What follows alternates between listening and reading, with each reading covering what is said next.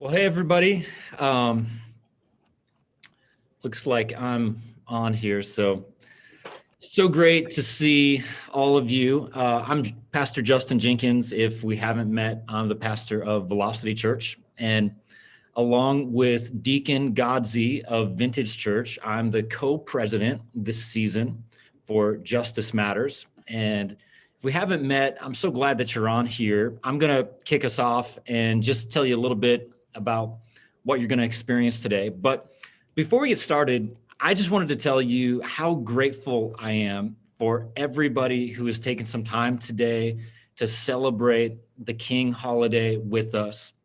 I think you're really going to enjoy what you get to experience. And I want to set you up for just kind of a little preview of what's going to happen on this Zoom call.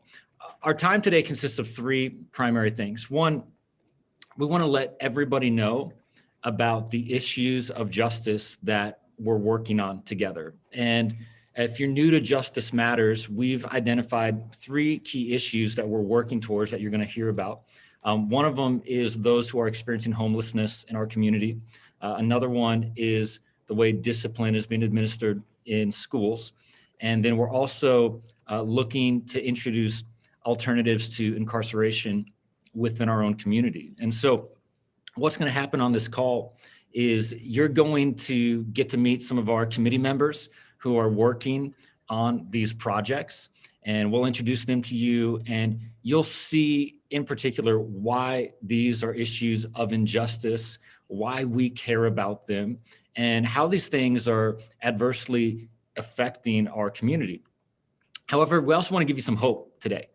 And we don't just want to show you the problems, but we want to highlight some possible solutions. So we're going to be going on site to some locations in Lawrence and looking at issues of justice. That's part one, but we'll also see some ways that these problems are being combated and solved in other areas in our country.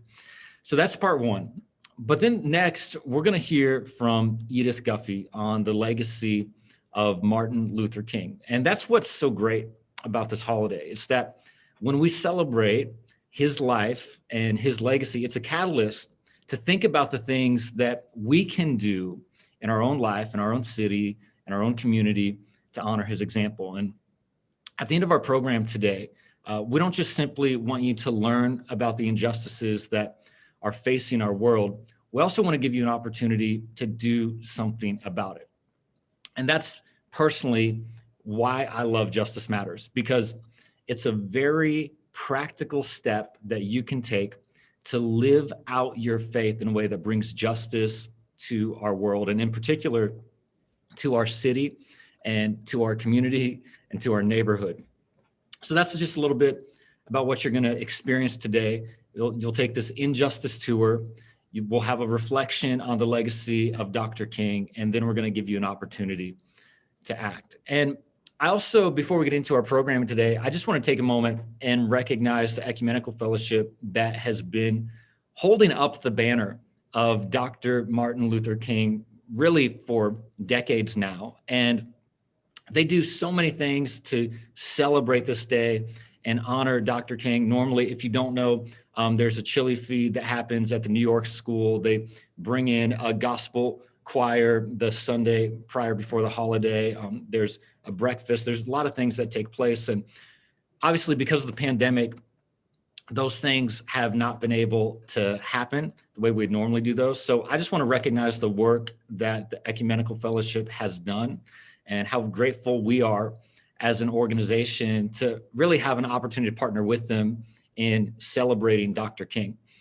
In fact, one of the leaders of the Ecumenical Fellowship, Reverend Leo Barbie, he's going to help us close out our time together with a spiritual hymn. So I'm looking forward to that. That's what's in store today.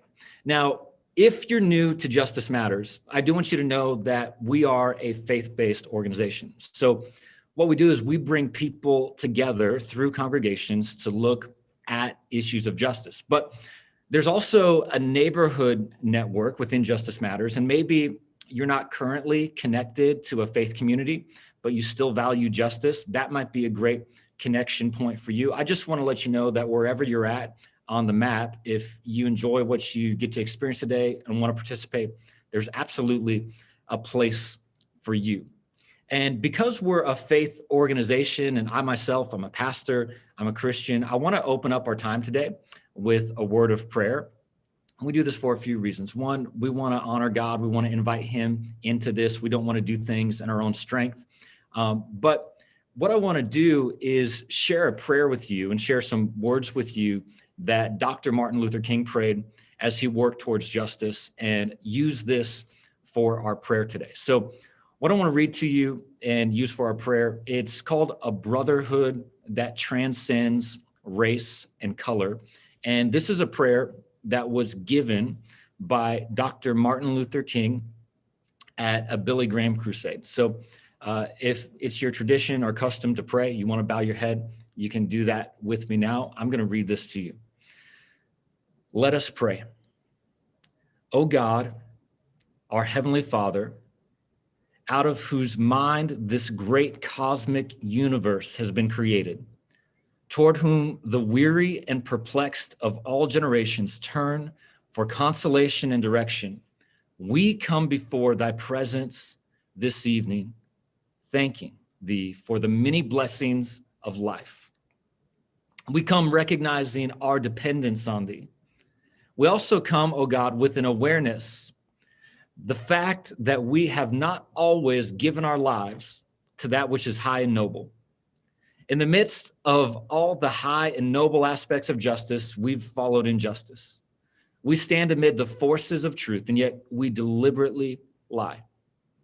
We stand amid the compelling urgency of the Lord of love as exemplified in the life of Jesus Christ, and yet we live our lives so often in the dungeons of hate. For all these sins, O God, forgive.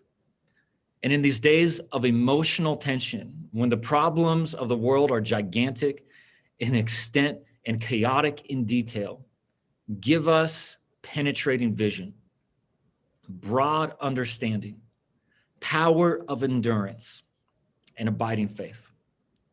And save us from the paralysis of crippling fear. And oh God, we ask thee to help us to work with renewed vigor for a warless world and for a brotherhood that transcends race or color. We thank thee this evening for the marvelous things which have been done in this city and through the dynamic preaching of this great evangelist. And we ask thee, oh God, to continue to bless the work that we do. God, give us authority as we look to your word. Grant in our hearts, God, that the Spirit will be open to the divine inflow. And all these things we ask in the name of him who taught us to pray, our Father, who art in heaven, hallowed be thy name. All right, well, I'm so glad that you tuned in. I know you're going to love it. Thank you for your time. Thank you for being a part. I'm going to turn it over to Kirsten Kuhn, who is going to commence our Justice Tour.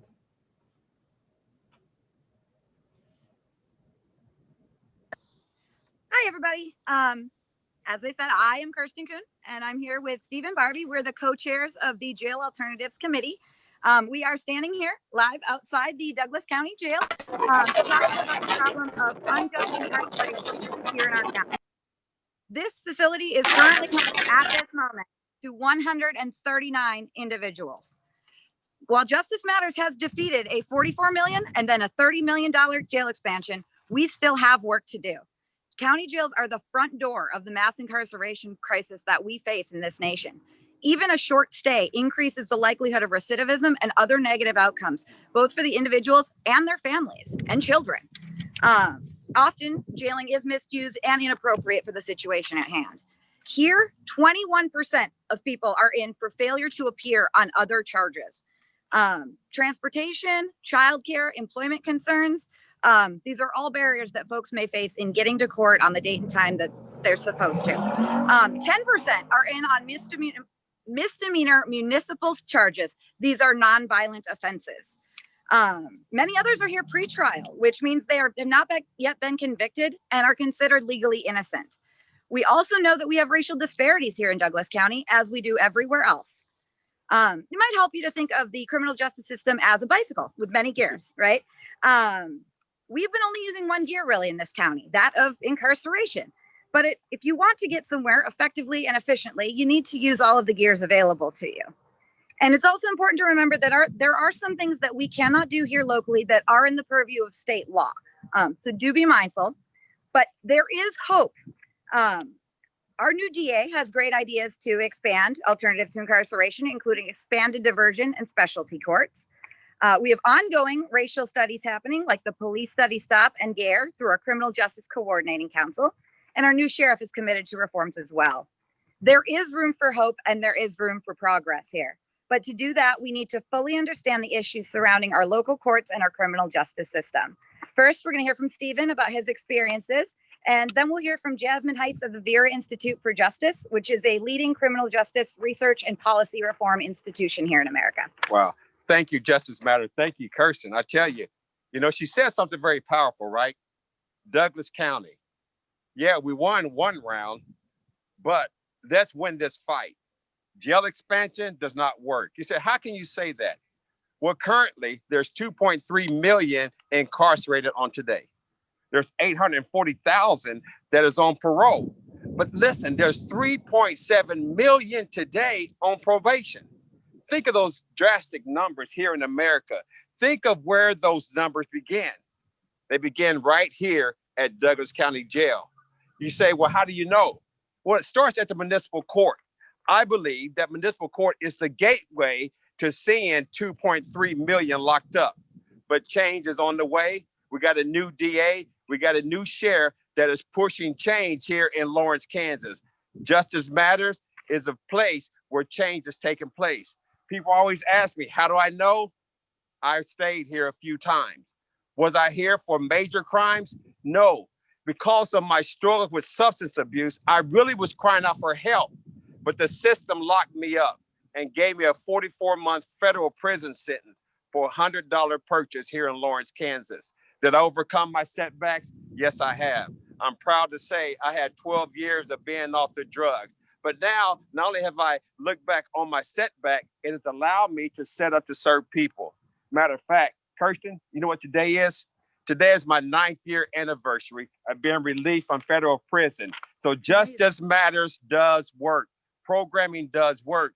If you're not a part of Justice Matters here in Lawrence, Kansas, today is today to jump on board the Justice Matters train. We're out of here. And now to Jasmine. Thank you, everyone. All right. Maybe. There we go. Hi, Mark. That was great. Good job. And also, congratulations. That was a fantastic little. My name's Jasmine Heiss, and I'm the director of the In Our Backyards initiative at the Vera Institute of Justice. I'm so grateful to have a few moments to talk to all of you today about the role of the local jail and specifically the Douglas County Jail in mass incarceration. Often when we talk about mass incarceration, it evokes this huge and abstract number of people, an estimated 2.1 to 2.2 million people who are behind bars prior to the declines brought by the COVID-19 pandemic. But in reality, every local jail, including the Douglas County Jail, is part of this phenomenon. And what we've seen over the past several decades is that while incarceration and mass incarceration is often imagined as a big city issue, small cities and rural communities have the highest rates of incarceration, and that their jail populations have continued to rise as big cities close jails and cut jail and prison populations. So when we talk about mass incarceration and the local jail, we are talking about fewer people behind bars and jails every day than in state and federal prisons, but about 18 times more people being sent to jail each year. So a huge reach of these facilities into communities. They're also where some of the most pernicious and harmful aspects of mass incarceration begin to come into sharp relief. The majority of people behind bars in local jails every day are unconvicted. And most of those people are just behind bars because they're too poor to pay money bail. Others may be locked up for things like driving on a suspended license or unpaid probation fines and fees. We also see the legacy of the war on drugs in our nation's jail populations. People who are locked up for substance use related offenses because they struggle with substance use disorder or even mental health, since so often those two pieces are co-occurring. We also see our nation's legacy of white supremacy and racial injustice in jail populations. Black people are about 3.5 times more likely to be sent to jail than white people in this country. And that reflects disparate criminalization, different policing of neighborhoods, Black people being treated more harshly and punished more severely at every single part of the justice system. And I'd be remiss if I didn't say this is part of a longer history. Prior to the abolition of slavery, jails were used to punish and control the poor, locked up for vagrancy offenses and other offenses meant to criminalize the movement and existence of poor bodies. And after slavery's abolition, we see the entire justice system, including local jails, being used to even more harshly punish and criminalize Black people. And today, the people who suffer most because of our justice system are overwhelmingly Black, brown, and poor. The hopeful note to end on is that this is not inevitable. It is not any nation's or community's destiny to be part of mass incarceration. It is possible, as we saw during the COVID-19 pandemic, to rapidly decarcerate, an estimated 25% national decline in the number of people behind bars. It simply involves communities, prosecutors, judges, and probation officers, the entire justice system, making choices not to criminalize the poor, not to criminalize the sick, and to invest on the front end in communities and resources.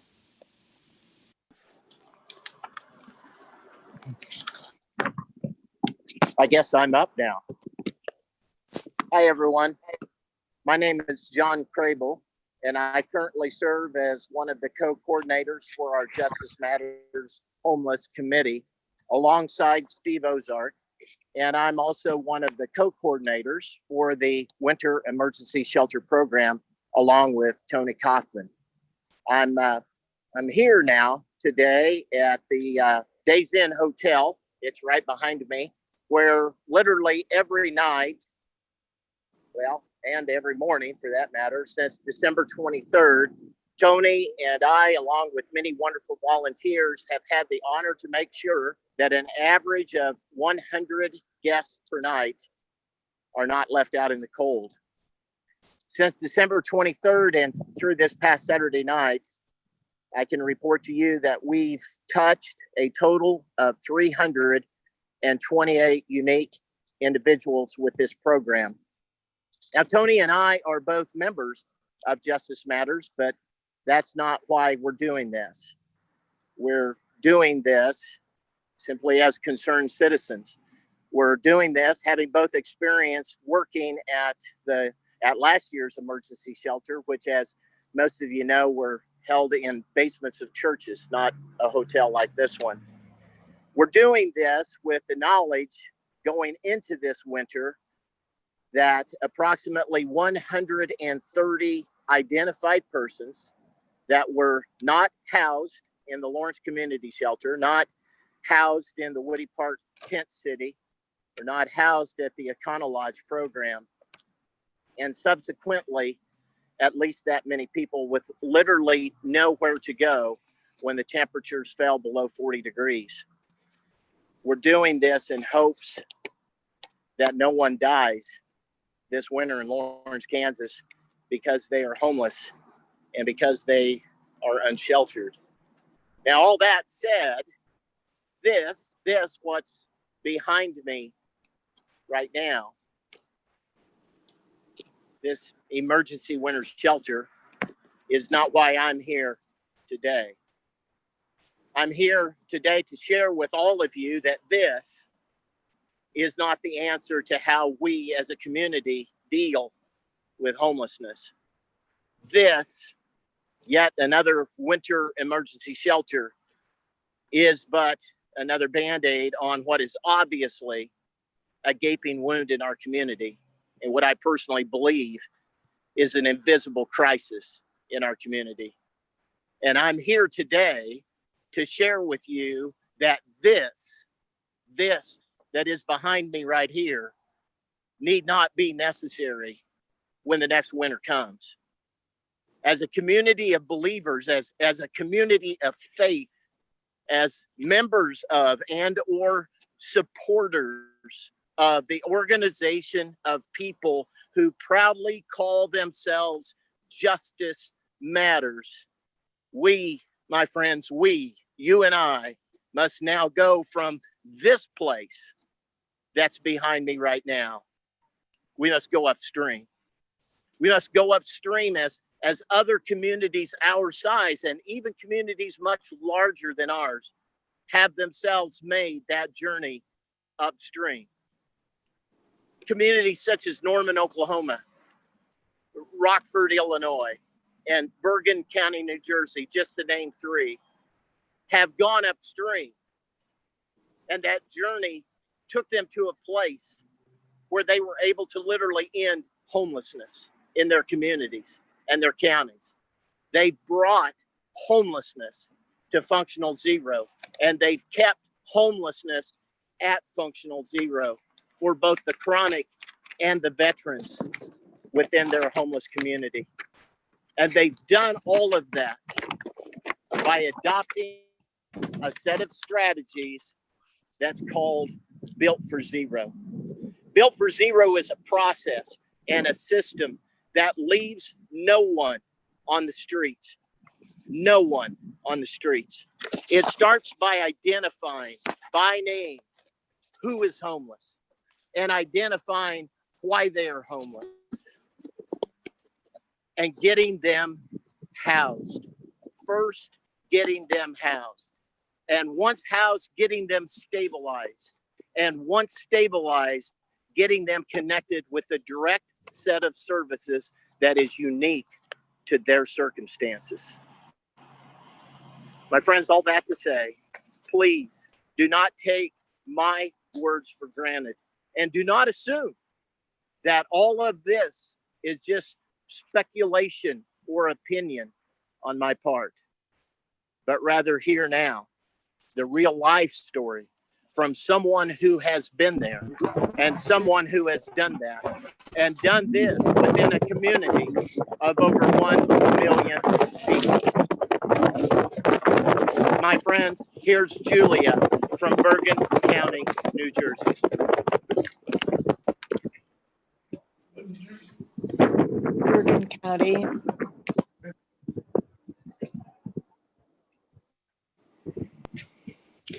Good afternoon. I'm Julia Orlando. I'm the director of the Bergen County Housing, Health, and Human Services Center in Bergen County, New Jersey. I'm so happy to be with you here today to talk a little bit about our experiencing in dealing with homelessness. That very much, when I look at your video from the days in, we were in a very similar situation not too long ago. Within the last 5 years ago, we were faced with very, very similar challenges. In fact, for us, we had 4 different shelters, temporary shelters, that were really not adequate to meet the needs of our folks experiencing homelessness. Very much the same way you all are dealing with 4 different emergency placements for people that are experiencing homelessness in your community. And in my community of 1 million people, we have created an environment now where we have reached functional zero for chronic homelessness as well as veteran homelessness. And we're also working on ending homelessness for youth and also for families. So our goals as a community is to end homelessness for everyone. And when I look at your community and I look at the dedication that I see in the videos that I watched, I can see that you're a community that really wants to end homelessness. And I'm here to tell you today that you can. And there are some simple ingredients that go along with doing this. It doesn't mean that it's easy, but in terms of tried and tested, there are communities across the nation that are ending veteran homelessness and they are ending chronic homelessness. So we do know that this methodology works. First and foremost, you need to make a shift from managing homelessness to ending homelessness. And I think when you're working with ending homelessness and that's your foundation, then all your decisions and the way that you work really will come together and coalesce to move you towards that goal of ending homelessness, rather than just keeping people in shelters or just feeding them or giving them clothing, but actually giving them the thing that they really need, which is housing. So homelessness is a complex social challenge. And so it takes an approach that can address those needs of people that are experiencing homelessness in your community. And so for us in Bergen County, one of the things that was first and foremost for us was political will. It's really very important that your political leadership is committed and dedicated to eradicating homelessness in your community. You need to have that foundation because all of the steps that come from that really help you solidify your attempt to address that challenge. In addition to that, you need to have leadership. You need to have strong leaderships in your community. I play a leadership role in my community. I make sure that I am involved right on the ground level, whether it's being involved in the shelter that I'm running, to being on my COC council, to presenting in the community and around the country to other communities in ending this work. It is truly a commitment and really a lifelong journey for me to address homelessness in communities. In addition to that, collaboration. And what I can tell you is during this pandemic, we had to close down our shelter and move people to motels. So we didn't have our usual command center that we've always had and that we had during our attempts to end homelessness. And what we learned is that because of our collaboration, because we were working with each other in such an intense and urgent way to end people's homelessness, we were still able to house 100 households since last March. And I think that's a testament to the importance of collaboration when you're trying to do this work to end homelessness. In addition to that, aligning your resources. You really want to make sure that people who need the most in your community are getting the most to not only get housed, but also to remain housed. And that really is at the heart of social justice, is making sure that people who really need resources in order to be successful are going to be able to have access to those resources. We have to identify and be accountable to all persons experiencing homelessness, especially those unsheltered. So what that means is that everyone experiencing homelessness in your community, like in my community, is on a list. We call it a by name list. It's now what's called a housing prioritization list, but everyone in our community is on that list. So when I see that you have had 285 households, individuals who came to the Days Inn for housing within 10 days, that tells me that those are people that need to be added to a by name list, that we want to get working on housing those people right away, as soon as they're showing up into our community. So for us in my county, we have anyone experiencing homelessness in our community, anywhere in our system, in the hospital, in a jail, in a shelter, even people that are not homeless yet, but they're at risk of homelessness, those people are added to our list. And even those people that are at risk, we're monitoring them to see if there's any change in their environment. So by doing this, we can capture our entire universe of all the individuals that need assistance in our community. I think it's really important to understand too, that in a community of 1 million people, this year on our point in time count, we had less than 10 people that were unsheltered, which that really speaks to the fact that we prioritize people unsheltered getting into shelter, and we also do a great deal of work to prevent homelessness. Those two things have to be done at the same time in order to not only end homelessness, but keep new people from coming into our system. That's especially important during this time of a pandemic. So it's very important that we understand that, you can't solve something that you can't see. So by having these by name lists, by having a knowledge of the folks that are in your community and knowing who they are and where they are, we can really work to reducing that number with a sense of urgency. I think one of the most important things about doing this work that we experience is also reducing the barriers. It can't be hard to get into shelter. We can't make it difficult for people to access shelter, and especially shelter should not be conditional in helping people to get housed either. So accessing those services has to be critical, and it has to be something that people don't get discouraged and decide to sleep outside. And then we have fatalities during the winter, which is heartbreaking, and we just can't have that in our communities. We need to make sure people, at the very least, are getting off the street and into shelter. So I think for my community, and what I see to be really critical in this work, is holding each other accountable.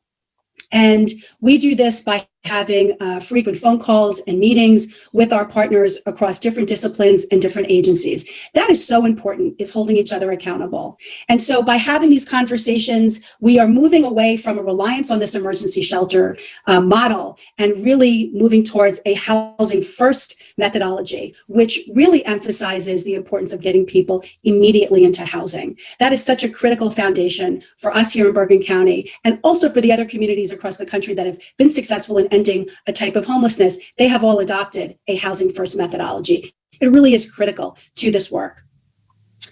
I want to leave you today with a quote from Dr. Martin Luther King, and this was a quote that he gave at his Nobel Peace Prize address. "There's nothing new about poverty.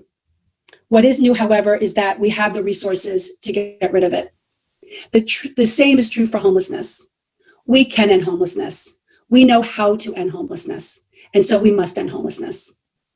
Thank you so much for having me part of your presentation today in this message of hope.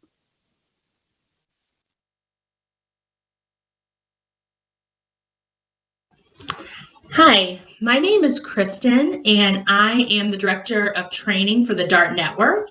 But before that, I was in Jacksonville, Florida at the DART-affiliated organization iCare, and I was there for 8 years. And during my time there, we worked on a campaign to get restorative practices in schools. And I'm really excited to hear that you guys in Loras, Kansas are doing that campaign as well. It was so rewarding to me and the leaders in the Jacksonville area. And it was exciting to see the transformation in the schools. One thing that we learned during that process, and really I already knew from my experience in public schools myself, but we learned it from stories from students and teachers and parents, that Black kids are treated horribly unfairly in our school system. Black kids are much more likely to be suspended than white kids. And when they are punished, they're punished much more severely for the same offenses that white children do.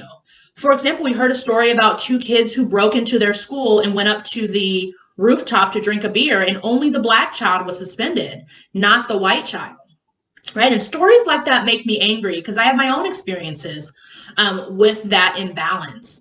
And so, when we look at suspension rates in our society, kids that are suspended are twice as likely to drop out of school. And if they drop out of school, they're extremely likely to get stuck into the criminal justice system. And that's a system that is almost impossible to get out of once you're in it. But there's a glimmer of hope, and we found that hope in Jacksonville, and that's restorative practices.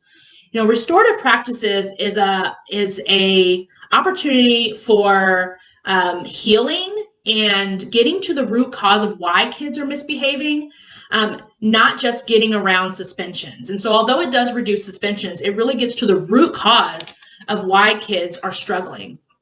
And so in Jacksonville, we had a 3-year fight where we ended up winning 180 schools implementing restorative practices.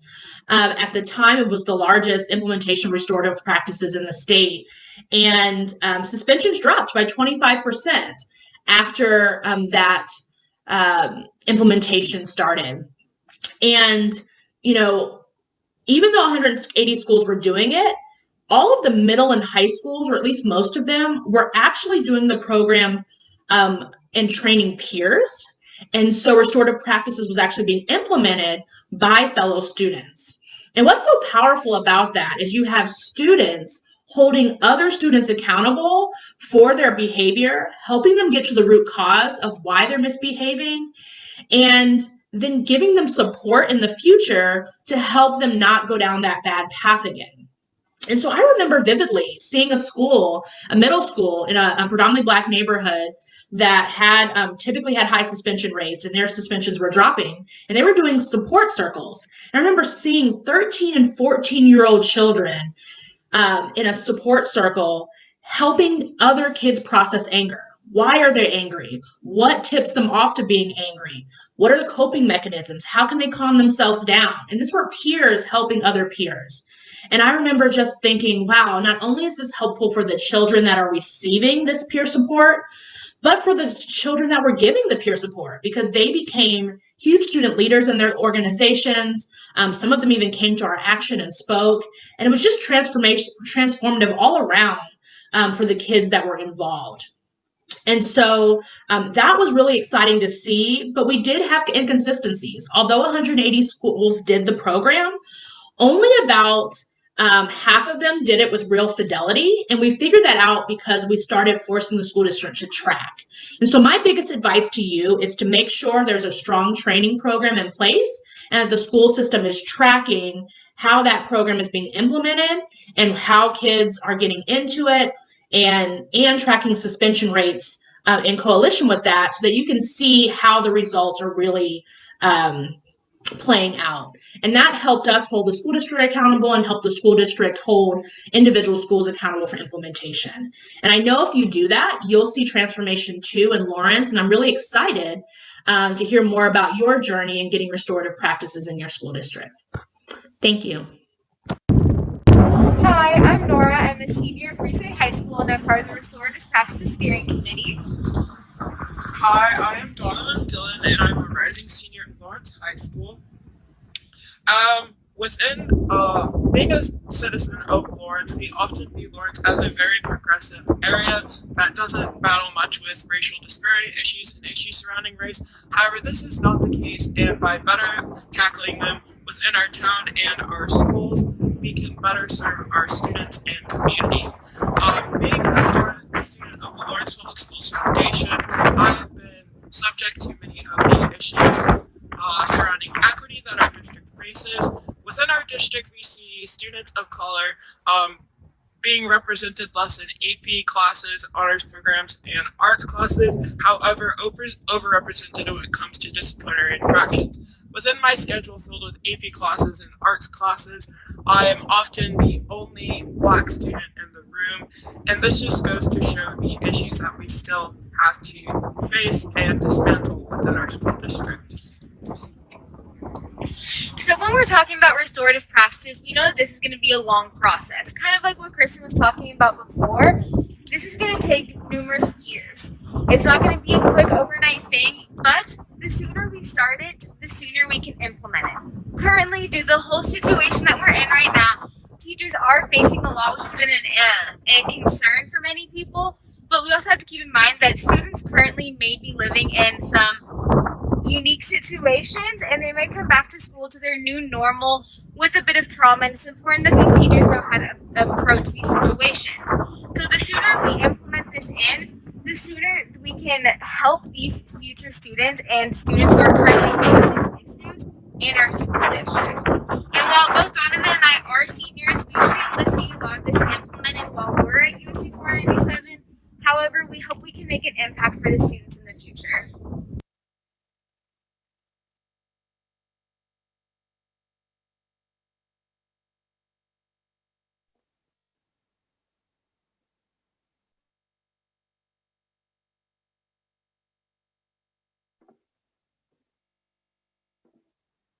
Hello, everyone. I want to just pause to say, to just thank everyone who is able to take us around town to show on site some of the spaces and places that we are in prayer for and we are in action for around our community to change practices towards more justice. So I just want to pause before we transition in and thank those folks for that brilliant and beautiful work. My name is Reverend Caroline Lawson-Dean, and I'm one of the pastors at Plymouth Congregational Church. And it is my pleasure to introduce Edith Guffey, a colleague and a member of our church and our keynote speaker today. Edith serves as the conference minister of the Kansas-Oklahoma Conference, where she provides support to 55 churches in our 2 states. She has also served in the past as the Associate General Minister of the United Church of Christ, our denomination of 800,000 members. And she's served in the national church setting as Secretary of the United Church of Christ. Before serving the wider church, Edith was the Associate Director of Admissions at the University of Kansas. Locally, Edith has served as a member of the Douglas County Criminal Justice Coordinating Council. She is currently serving as an at-large member of the Affordable Housing Advisory Board, and she's also a member of the National Board of Directors of PFLAG. Edith has a fervent passion for justice for all marginalized communities, and especially for racial justice. Personally, it's been such a pleasure to work with Edith on our racial justice team at Plymouth Church, and she's been a trusted colleague since my earliest days transitioning here to Lawrence. Again, it's my pleasure in these harrowing times to welcome Edith's decisive voice for justice, a great gift to our church and to our wider Lawrence community.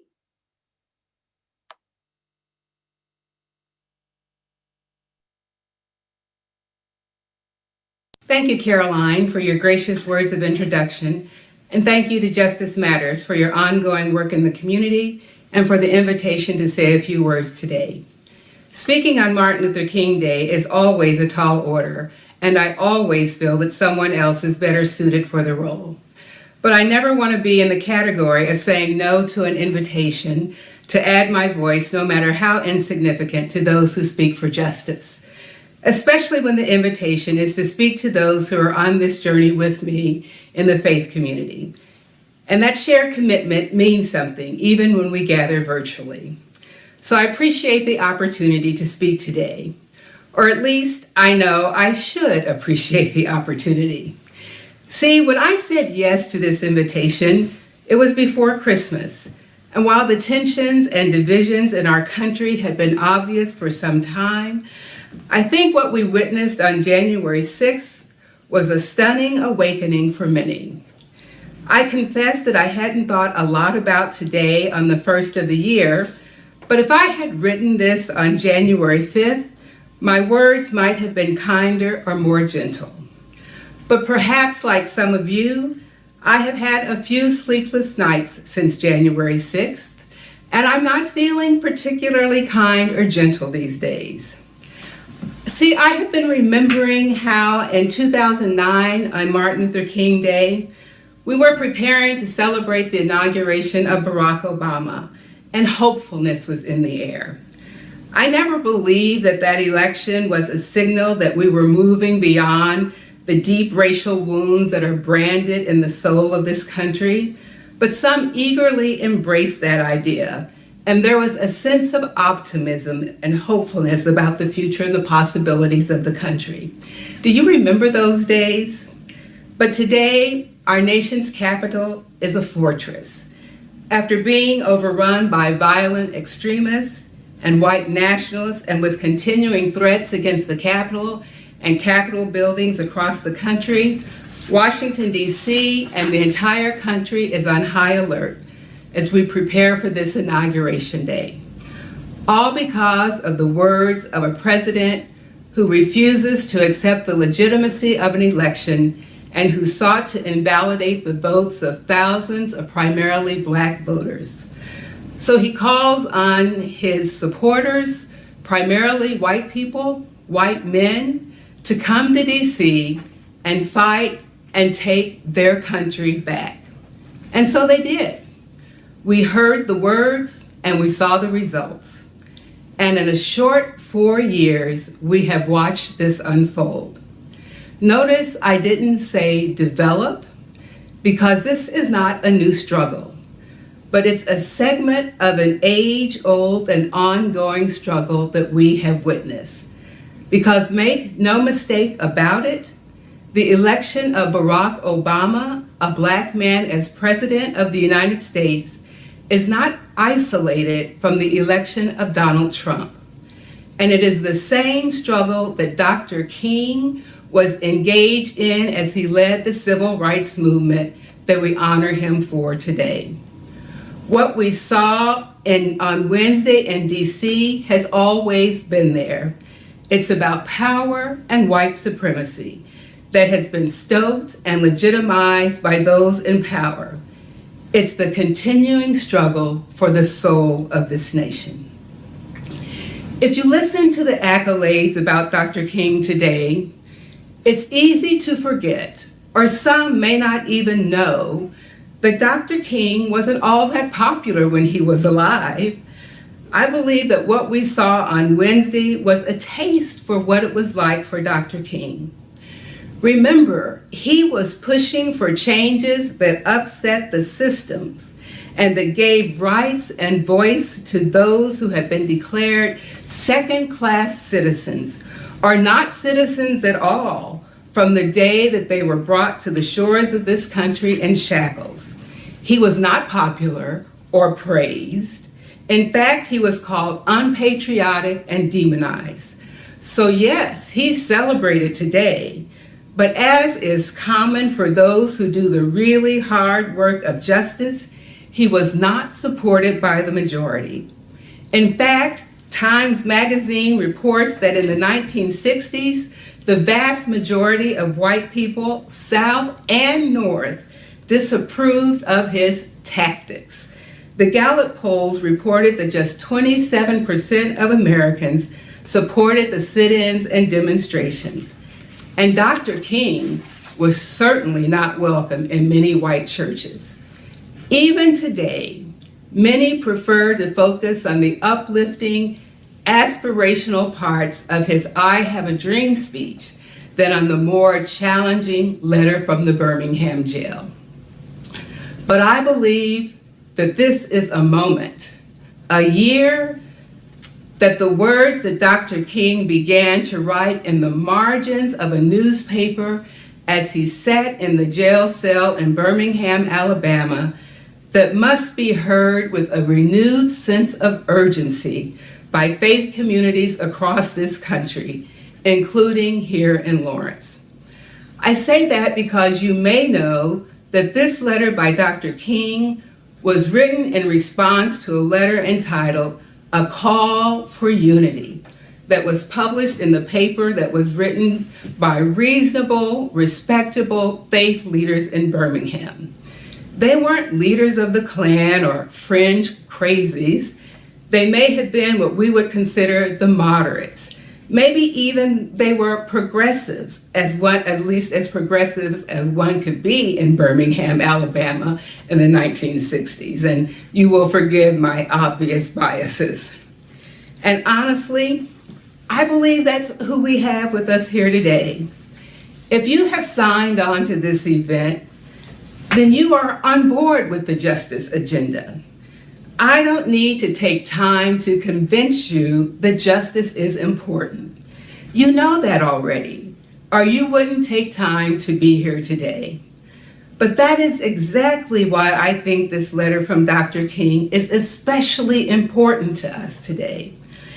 See, even though we know that justice is important, there is still this idea that somehow we are special here in Lawrence, that we live in this progressive blue dot of Kansas, and in some ways we are different, that we are better than or above the fray that swirls around Kansas, and that we are isolated from everything else in Kansas, or maybe even around the country, that it doesn't touch us.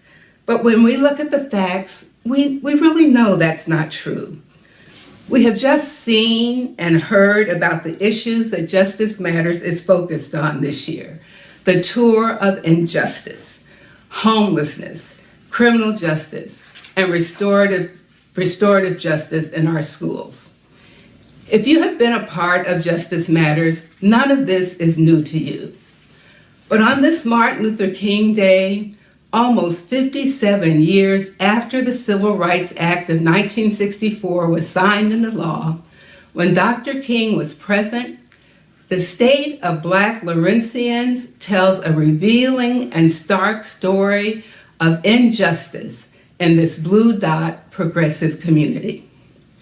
You know, there is a night that the official count is taken for reporting purposes of the homeless population. It's called the point in time count. Now remember that the population of Blacks in Douglas County is 4.2%. When that count was taken for 2019, the percentage of Black households that were on that point in time count was 24%. That was households, not individuals. So the number of individuals would be even higher. Many of those would be children. When the percentage of Black people in this county is 4.2%, as of this past Friday, the percentage of Black incarcerated persons in our jail was 29.22%. And the most recent civil rights education data that is available is from the 2017-2018 school year. And that data indicates that in Lawrence Public Schools, Black students were 2 times as likely to be suspended as their white peers. And studies show that restorative justice practices decrease out-of-school suspensions. But in Lawrence, in the 2019-2020 school year, even with restorative justice practices in place, out-of-school suspensions went up, not down. Friends, we have problems here in Lawrence, and we have to stop thinking that Lawrence is different. Yes, you say, but aren't we better? Well, I guess if it's better to be on a ship with only 1 hole than it is to be on a ship with 3 holes, I guess we're better. But Dr. King reminds us that a threat to justice anywhere is a threat to justice everywhere. We are caught in an inescapable network of mutuality tied in a single garment of destiny. Lawrence is not an island. We cannot fool ourselves into thinking that the attitudes we saw and display in Washington, D.C. are not here in Lawrence, Kansas. We know that there were people from Kansas and Washington, D.C. Let's not fool ourselves that we don't have people in Lawrence that believe that the election was stolen or that the country needs to be taken back. That worldview is here, and everyone has a right to their own worldview that is shaped by a variety of experiences. Diversity of opinions and views are expected and are understandable to an extent, but it becomes problematic in a community when personal worldviews and ideologies influence and create inequities in public policies and reinforce systemic oppression of one group over another, either consciously or unconsciously. And this happens because people impact our schools, our businesses, our government, our churches. Every segment of this community is affected. So we need to pay attention and be alert to what is happening, what's real in our community. Lawrence is not an island. To be honest, I chose this letter from the Birmingham jail by Dr. King because I needed a way to call upon you as people of faith to implore you with more elegance and grace than I have, to be louder, bolder, and to act with a greater sense of urgency for justice, especially racial justice in this community. It is time to let go of the need to be nice. We can't be afraid of hurting someone's feelings for telling the truth. We can't be afraid of saying or doing something that we know is right because it will create conflict. People are dying. Lives are being destroyed by ongoing injustices. We'll survive conflict and hurt feelings. Everyone here is a leader in some way in this community. You all have your circles of influence. Everyone makes decisions about when to speak out and when to remain silent. And it's not always an easy decision, but your voice matters. Always, especially in those hard places, in boardrooms or staff meetings or country clubs, at family dinners. where you may be the lone voice speaking out against that racist comment or innuendo, or naming that policy that favors you, but you know disenfranchises others and has for years. And a word for pastors in particular of white faith communities in Lawrence. We need you to be outspoken leaders for justice. It's wonderful to have committed lay leaders, but lay leaders know something is important by how important it is to their senior leadership, their pastors. Communities of color need you to speak loudly and unequivocally about justice from your pulpits. That is your largest reach.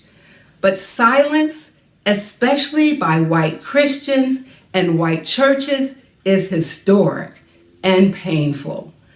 There's a reason it's called the bully pulpit. In many places, the white church is being used as a breeding ground for hate. I hope you'll speak against that in your pulpits and stand for justice. The time is here. The time is now. This year cannot be like every other year. We cannot leave here today and check our Martin Luther King Day celebration off of our list of things to do and go about our business as usual. Not this year. We all saw the reality of what we are facing in this country. We saw the difference of how Black Lives Matter's protesters were treated last summer and how the mobs that attacked the Capitol were treated. Unequal treatment is everywhere. It's not just in Washington, D.C., it's here in Lawrence, Kansas as well. A threat to justice anywhere is a threat to justice everywhere. We are caught in an unescapable network of mutuality, tied in a single garment of destiny. We've got work to do. Homelessness, criminal justice, restorative justice, and so much more. Let's get busy, because justice really does matter.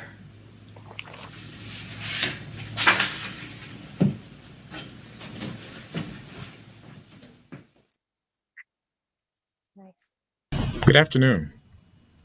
My name is Eric Galbraith, and I'm the pastor of 9th Street Missionary Baptist Church here in Lawrence, Kansas. I wanted to join you this afternoon to share about the importance of a strong commitment to justice. For me, I believe it's important for us to come together for justice because justice is commanded by God. God tells us to do justice, love mercy, and walk humbly with our God. God doesn't ask us to do justice. He commands us. He expects us to do justice because he has the love and concern for all people. I know some of us on the call today may be part of a faith tradition, and others may not, and that's okay. And I think that each of us here is here because we hold values that tell us that we are to love our neighbor and that everyone should be treated fairly and with dignity and respect, no matter their gender, economic status, color of their skin. For all of us, it starts with conviction. And as a part of that conviction, we know that if we want to fight injustice, we must come together in a unified effort. But we must understand that in that conviction, in that unified effort, that people power, we have to understand the importance of commitment. Because nothing comes easy. Dr. King tells us that human progress is neither automatic nor inevitable. For every step toward the goal of justice requires sacrifice, suffering, and struggle, the tireless exertions and passionate concern of dedicated individuals. We are the individuals Dr. King was talking about. If we remain dedicated, if we're remain resilient, and if we remain committed, and we come together, we can stand united regardless of what may come our way. We can, and we will bring justice to Lawrence, Kansas. Because our resilience, because of our commitment, because of our conviction and unity, of our justice ministry, the past 5 years, we have been able to accomplish great things. We want to thank all of you who have understood conviction, who have understood unity, and have understood commitment, because that's what it has taken to get where we are today. And with you joining the team, you will, and with you being part of this, with your convictions and this unified effort and your commitment, we can continue to do great things here in Lawrence, Kansas. And you see, it's now more than ever, and it's vital that we come together and build justice. And I'm asking each of you to commit to doing justice on each of these community problems in one of 3 ways. And the basic level of involvement in justice, in joining Justice Matters, is becoming a network member. And over the course of the year, this includes 3 things. First, attending and bringing 3 people to our Nehemiah Assembly, which is the key to getting our officials to act on some of our most pressing community problems. It also includes coming to 3 other community-wide meetings yearly, and consider investing $200 or more to keep the ministry strong and keep it going. Each of the next 2 levels includes not just becoming a Justice Ministry Network member, but also joining a research committee. As you remember, Justice Matters is not a service provider, but a direct action organization. We're lifting up community problems and asking officials to act on solutions. In order to make sure we're presenting our decision makers with the best solutions possible, each of our 3 issue areas has an active research committee. Research committees meet with key stakeholders in our community, people who can shed light on the depth of the problem, and folks from other communities who have solved the same problems that we're facing, so that they can let us know what has and has not worked for them. The medium level of involvement includes joining the monthly full committee meetings for a research team of your choice, where you'd hear updates on what the committee has learned in their research meetings. And the final level of involvement includes taking a more active role in research committees, not just attending full monthly committee meetings, but also joining on anywhere from 4 to 8 actual research calls each month, and helping report back to other committee members.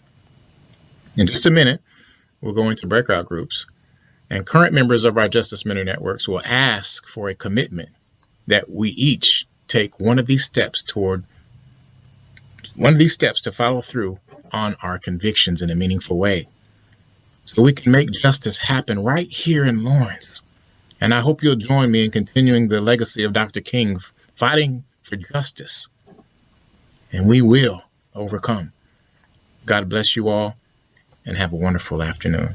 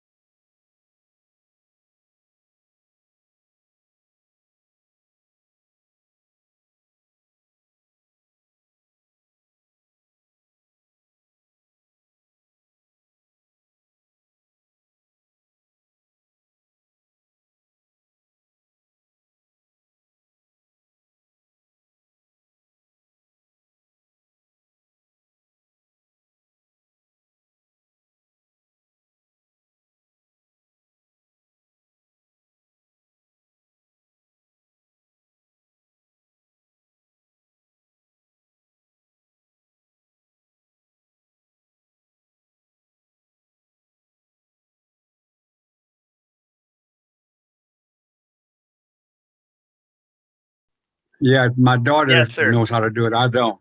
Okay. What I was saying, in the movement, I'm glad to be a part of this today and hear the different information and hear the people that are involved, especially the message by Sister Guffey and everything. I was going to sing Old Negro Spiritual, but I'm going to sing because music is a very intricate part of the movement. Dr. Martin Luther King and a lot of the slaves and those who were a part of the great movement. I'm going to sing a song that is always at the end of every celebration, most of the time, because it says a song of faith. We shall overcome. We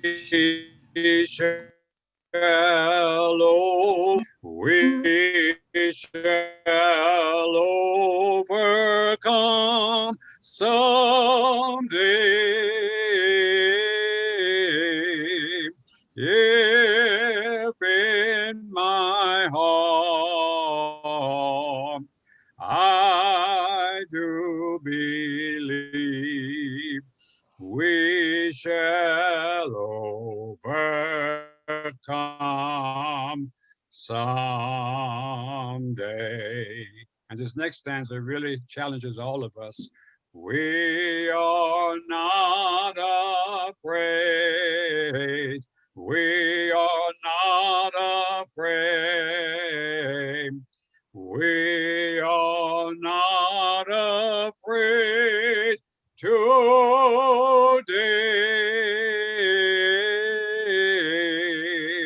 If in my heart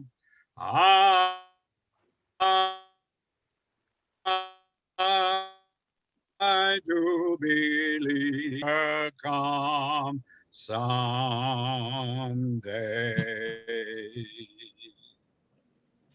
Amen.